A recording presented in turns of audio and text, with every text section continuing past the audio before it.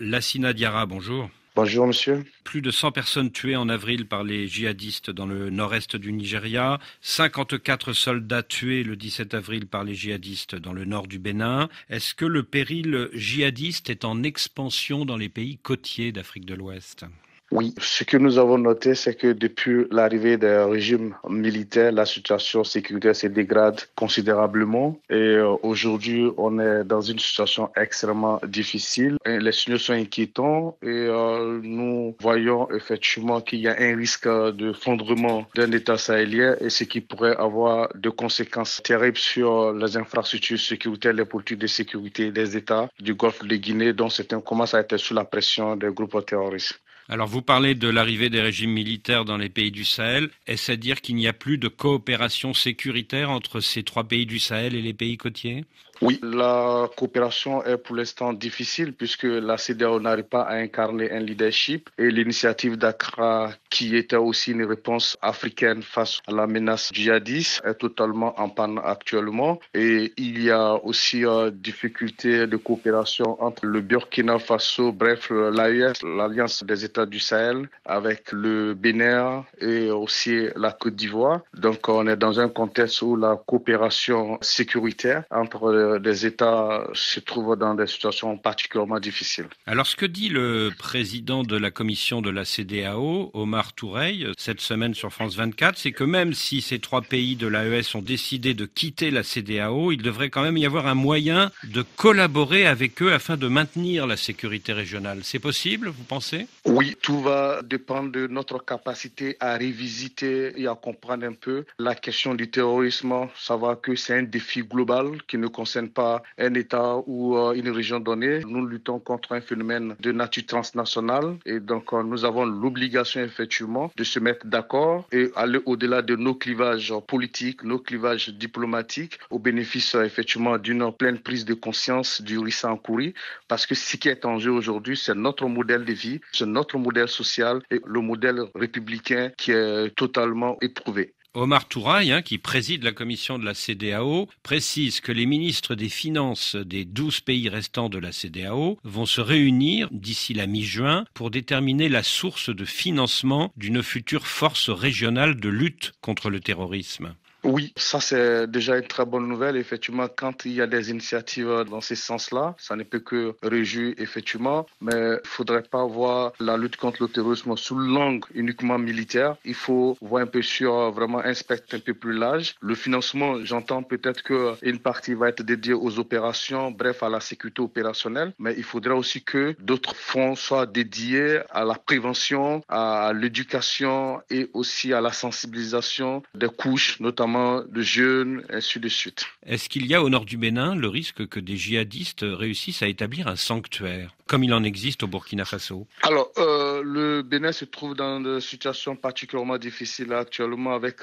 des attaques à répétition. Selon les statistiques que nous avons vues, de mai 2019 à mai 2025, il y a 108 incidents terroristes au Bénin. Et donc, ce qui est problématique actuellement, c'est qu'il y a un processus d'endogénéisation qui est très avancé au Bénin. Donc, vous avez des communautés où vous avez des citoyens béninois qui participent effectivement à des attaques et qui constituent, de mon point de vue, quelque chose de très difficile pour le pays. En tout cas, le processus d'endogénéisation s'accommode à une dynamique de sanctuarisation. Le processus d'endogénéisation, cela signifie qu'il y a maintenant des citoyens béninois qui sont devenus djihadistes, c'est ça ? Oui, c'est ce que ça veut dire. Et puis aussi, ça veut dire clairement que la menace cesse d'être exogène, elle est vraiment endogène. Et quelle est la réponse à ce phénomène ? Alors, il y a un certain nombre de piliers effectivement qu'il faut mettre en place. Il y a la stratégie par le bas qui va consister à travailler significativement avec les communautés, avec les couches sociales et aussi avec une présence effective de l'État en termes d'infrastructure, en termes de sécurité et aussi en termes de justice sociale. Et après, il faut faire monter aussi l'armée en puissance et je crois bien qu'ils sont dans ces processus-là. Et puis, il faut activer le levier diplomatique aussi de manière à pouvoir discuter avec le Burkina Faso et le Niger.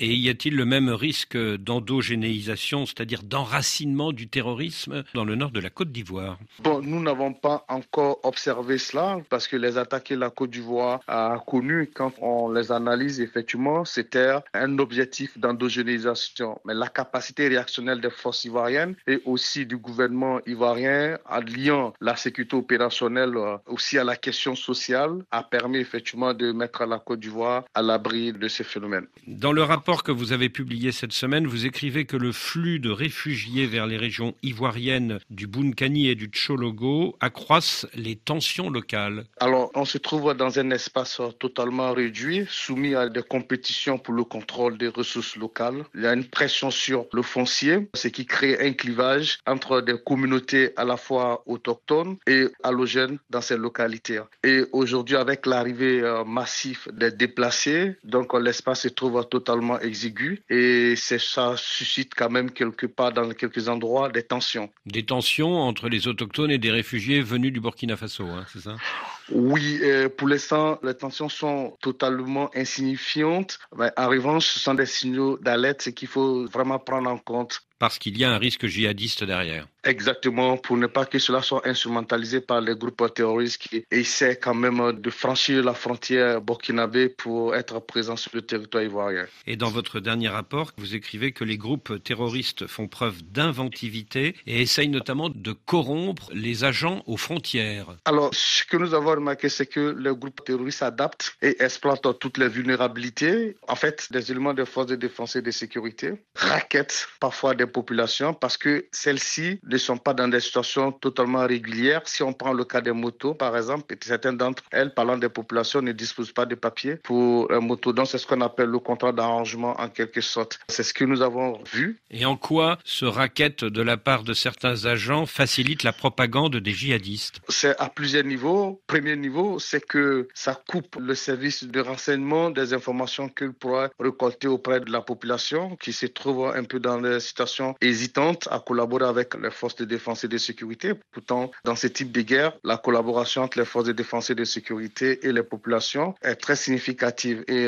vraiment recommandée. Alors, deuxième chose, c'est que il y a des populations qui peuvent se sentir stigmatisées. Donc, il y a un repli, effectivement, que les groupes terroristes peuvent éventuellement instrumentaliser. Donc, il faut une vraie stratégie contre l'infiltration du nord de la Côte d'Ivoire par ces groupes djihadistes ? Oui, je crois bien que la stratégie ivoirienne existe déjà. Ce qui serait intéressant, c'est de la réactualiser, de la réinterroger chaque fois quand on voit l'évolution de la menace et la capacité des groupes à s'adapter. Bon, voilà. Docteur Lassina Diarra, je vous remercie. Je vous en prie.